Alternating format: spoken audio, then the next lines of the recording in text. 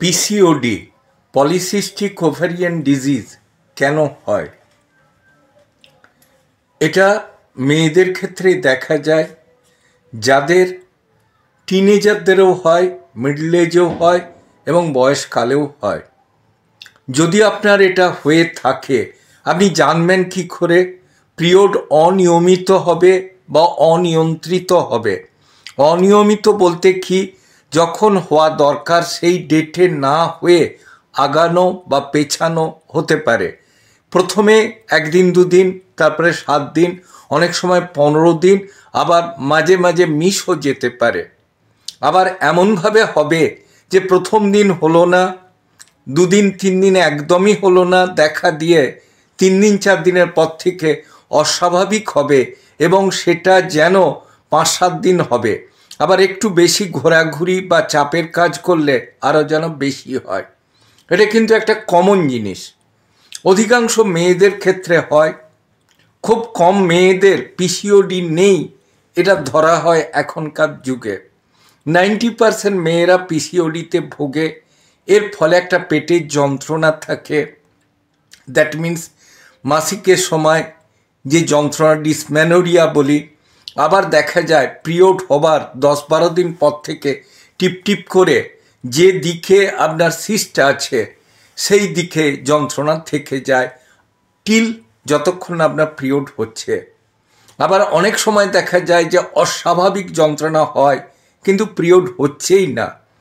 সেক্ষেত্রে তলপেটে সেঁক নেওয়া, ওষুধ খাওয়া, ডাক্তারের সাথে যোগাযোগ করা, পরামর্শ নেওয়া বাঞ্ছনীয়। পিসিওডি হবার মেন কারণ হচ্ছে জল না খাওয়া।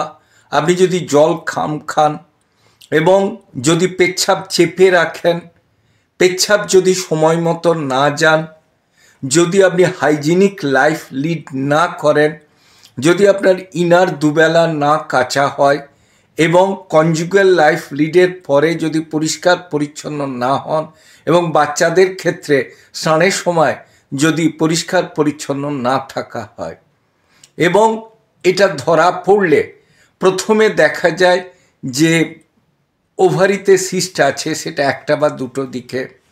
যদি কোনো কারণে তাড়াতাড়ি কনসিভ করে যায় মিডল এজের মেয়েদের, সেক্ষেত্রে কিন্তু যেহেতু 9 মাস পরীক্ষা বন্ধ থাকবে, সেক্ষেত্রে কিন্তু সেরে যাওয়ার সম্ভাবনা বেশি।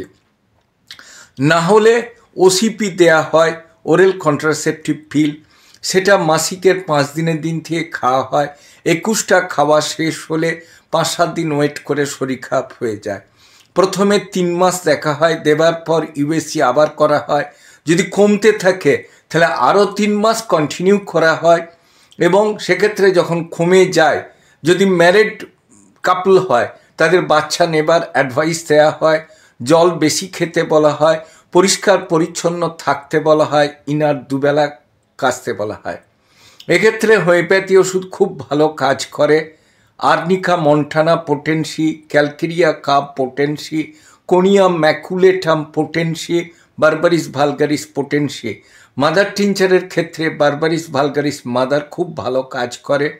বায়োকেমিকের ক্ষেত্রে ক্যালকেরিয়া ফস বা ক্যালকেরিয়া ফ্লোর দারুণ কাজ দেয়।